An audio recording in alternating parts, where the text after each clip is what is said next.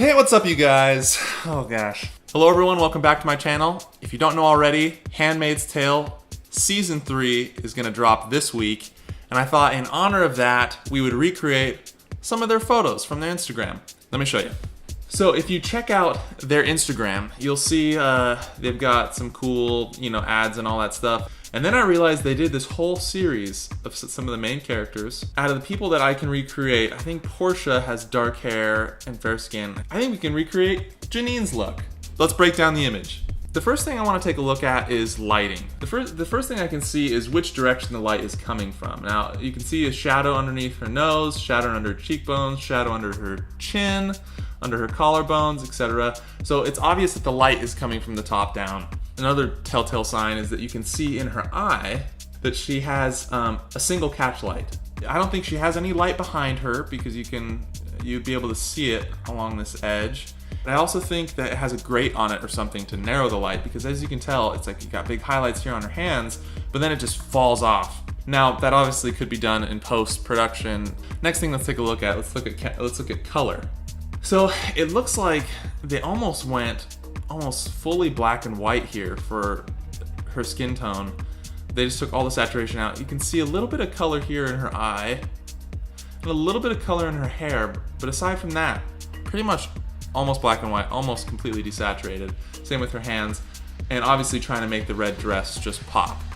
So I don't know if Portia has a red dress, but we're gonna try to duplicate this neckline. We're gonna try to put her in something similar, put her in a similar pose, and see if we can recreate this. So let's get started. So here is our house. Here's the desk where I was just recording, and this little section of black wall right here is where we are gonna shoot the picture of Portia. Let's just let's get into it.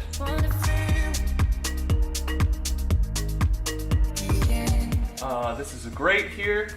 All this does is basically, you see how as you come to the side of it, you can't see the white part anymore. This white stuff in between is called the diffusion panel, and as you come to the side, it starts to, you can't see it. So that's what it does with the light as well. So it basically just narrows the beam of light. Portia just got home, and we've gone through the closet, and we're trying to find the best look. Now you can see in the photo, the reference photo, that you can see her collarbones. I don't have a Handmaid's Tale dress just lying around, so we're gonna have to makeshift a few things. So here's what we found. Portia has, as you can see, we're looking for that similar collar, and then this skirt is okay. I would prefer that it was the same color, but we're just gonna have to do some work in post. But this is the best we got. Do you want to show the family what you're gonna use as a bonnet? Yes. The family? What, the family?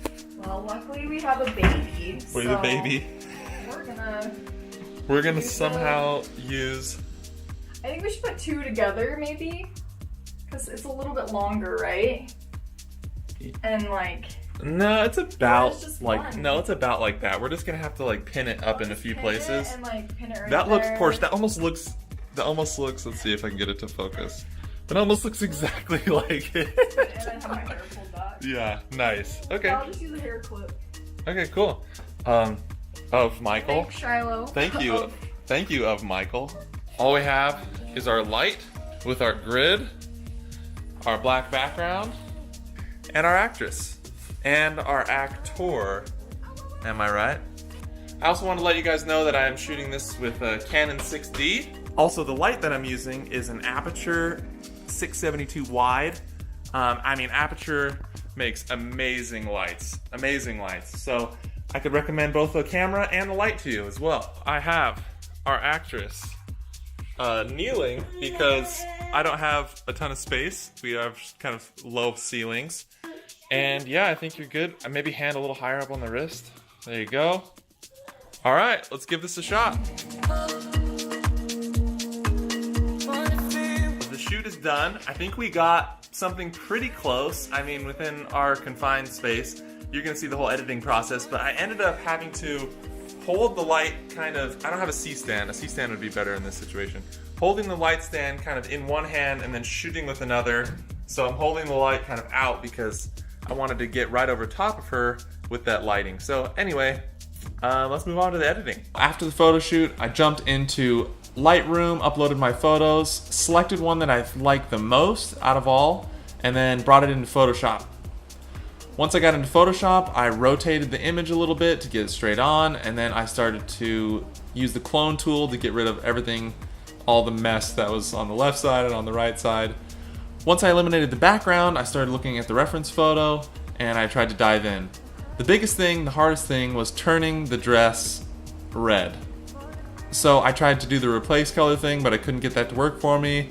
I tried to do a solid color over the top, but that didn't work. It looked just too weird, it looked kind of off. So then I found something called color balance. I used color balance to turn the dress red. Once I turned the dress red, I used a mask to be able to mask out everything that wasn't the dress, including her face and her hands. After that, I realized that the bottom skirt was a different color red than the top, so I made another layer for color balance and tried to get those as similar as possible. You'll see I didn't get it quite right, but I got close. After that, I went hue and saturation. I worked on that a little bit. I tried to get her skin tones correct. Anyway, I struggled with it for a while until finally I felt like I had the red where I wanted it, I had her skin where I wanted it, and I was able to start on her eye. From there, I blurred out her eye using the smudge tool. Then I used the clone tool to put the skin texture back over the eye. Then from there, I hit save and I went back over to Lightroom. Using brushes in Lightroom, I was able to use the dodge and burn tool where I was able to darken some areas and lighten some areas. For instance, on the edges of her arms, I noticed that they were darker, also under her chest and on the lower part of the skirt. So then I used the brushes to try to get the tone correct. I was able to darken up the bits of the skirt that weren't the right color, and then under her cheekbones and collarbones.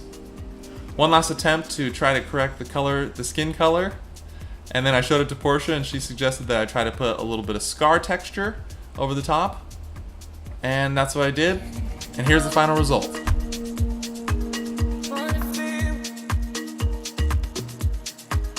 Don't be afraid to Google stuff. This took me about an hour, and I Googled a few things along the way. I know, it was a struggle. I tried a lot of stuff.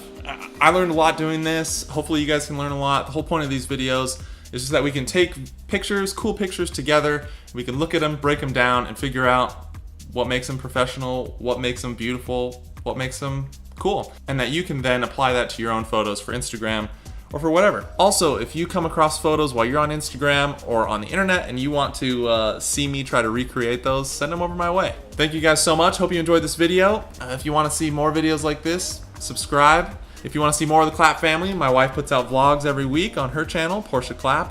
And if you want to tune into our podcast, we put those out once a week as well. Thanks again for watching, everybody. Blessed be the fruit.